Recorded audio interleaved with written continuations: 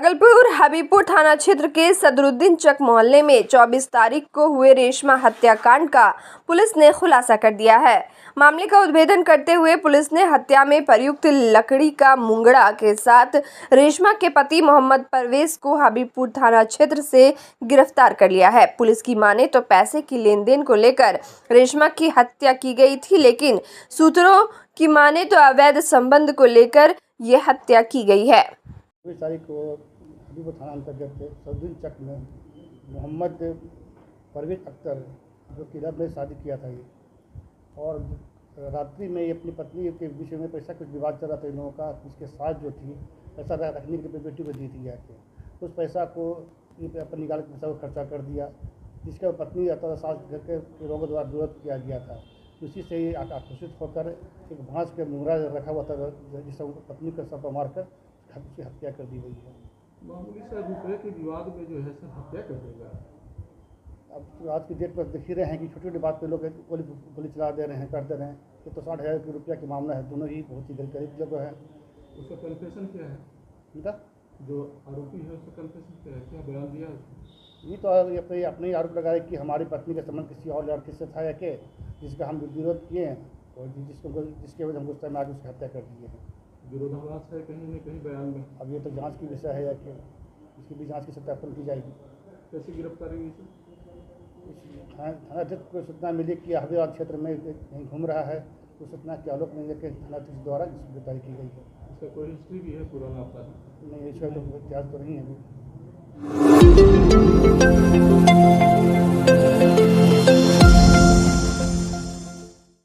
भागलपुर सबौर थाना क्षेत्र के कोयली खुटहा रेलवे हॉल्ट के समीप एक युवक की लाश मिलने से इलाके में सनसनी फैल गई। मृतक युवक की पहचान कोयला खुटाहा निवासी घूरन यादव के पुत्र सोनू कुमार के रूप में हुई है। वही घटना को लेकर बताया जा रहा है कि सोनू अपने घर से खाने के बाद घूमने की बात कहकर निकला था, जिसके बाद गांव के लोगों ने सोनू के परिजन को रेलवे ट्रैक पर सोनू की लाश होने की सूचना दी। इधर पुलिस हत्या और आत्महत्या दोनों बिंदुओं पर जांच कर रही है। मृतक के परिजनों ने बताया कि सोनू की किसी से कोई दुश्मनी नहीं थी। बाहर निकलने के बाद गर्म बहुत ज़्यादा लग रहा था, गए पटरी गए तो हम लोग सोचे कि आ ही जाएंगे, तो आए तो नहीं, मतलब बाद में हम लोग सो गए तो रात में पता चला 12 बजे तक कि एक्सीडेंट हो गया। हल्ला हुआ तो बस गए। किसी पे कोई शक वगैरह, हत्या वगैरह? अभी तो कैसे बता सकते हैं, किसी पे अभी कुछ किसी नहीं। से कभी इधर विवाद हुआ? ऐसा कुछ तो नहीं है। ऐसा क्या करते थे? ट्रैक्टर चलाते थे। ट्रैक्टर चलाते थे। क्या नाम था इनका? सोनू कुमार। सोनू कुमार। पिताजी का? घूरन यादव। कहाँ के रहने वाले थे? कोयली खुटा। कोयली खुटा गाँव के रहने वाले। घटना कहाँ पर हुआ? वही कोयली खुटा स्टेशन के बगल में।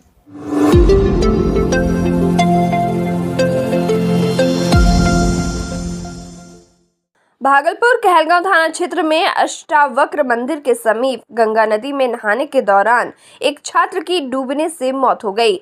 मृतक छात्र की पहचान रामायण बाग खुटहरी निवासी अजय कुमार मंडल के 13 वर्षीय पुत्र अमर कुमार के रूप में हुई है। घटना को लेकर बताया जा रहा है कि मृतक छात्र घर से कोचिंग जाने की बात कहकर निकला था, लेकिन अपने दोस्त के साथ गंगा नदी में स्नान करने चला गया। इसी दौरान गहरे पानी में चले जाने से छात्र की मौत हो गई। वहीं ग्रामीणों ने घटना के 3 घंटे बाद छात्र का शव गंगा नदी से बरामद किया। अरे बच्चा लोग के साथ गंगा नहाने के लिए गया था, ठीक है। हम लोग को पता नहीं था, कल संडे था, घर में बोल दिया कि जा रहे हैं गंगा नहाने के लिए, पढ़ने के लिए।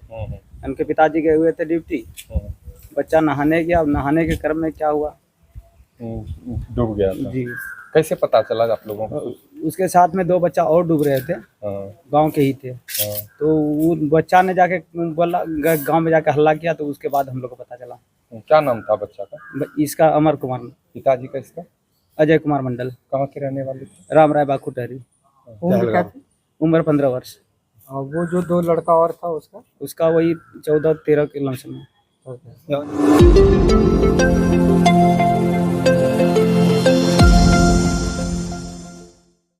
भारत के प्रथम प्रधानमंत्री पंडित जवाहरलाल नेहरू की पुण्यतिथि पर आज भागलपुर विधायक अजीत शर्मा के निवास स्थित कांग्रेस कैंप कार्यालय में एक स्मृति समारोह का आयोजन किया गया। इस अवसर पर उपस्थित कांग्रेस जनों ने उनके तैलचित्र पर पुष्पांजलि अर्पित कर उन्हें श्रद्धांजलि और अपनी श्रद्धा निवेदित किया।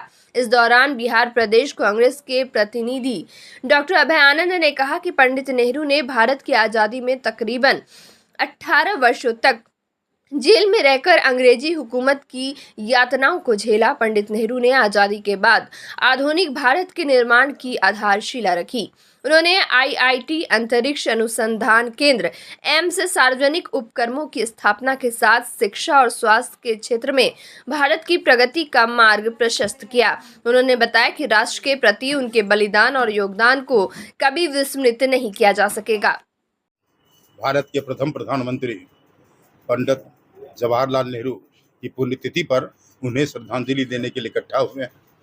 पंडित जवाहरलाल नेहरू के बारे में इस देश का बच्चा बच्चा जानता है कि वो आधुनिक भारत के निर्माता थे। आज़ादी की लड़ाई में उनका अमूल्य योगदान था।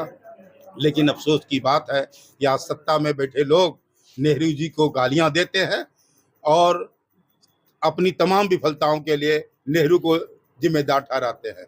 लेकिन यह मुल्क हमेशा नेहरू को याद करता रहेगा, उनके योगदान और अवदान को याद करता रहेगा और जब तक ये अस्तित्व में रहेगा यह भारत, तब तक नेहरू को विस्मृत नहीं किया जा सकता है। आज हम तमाम कांग्रेस जनों ने यह शपथ लिया है कि हम देश में जो अभी सांप्रदायिक ताकत सत्ता में बैठा हुआ है उसको नेहरू जी की प्रेरणा से हमको सत्ता से उखाड़ फेंकेंगे और फिर से भारत में एक धर्मनिरपेक्ष और लोकतांत्रिक सरकार, मजबूत सरकार की स्थापना करेंगे।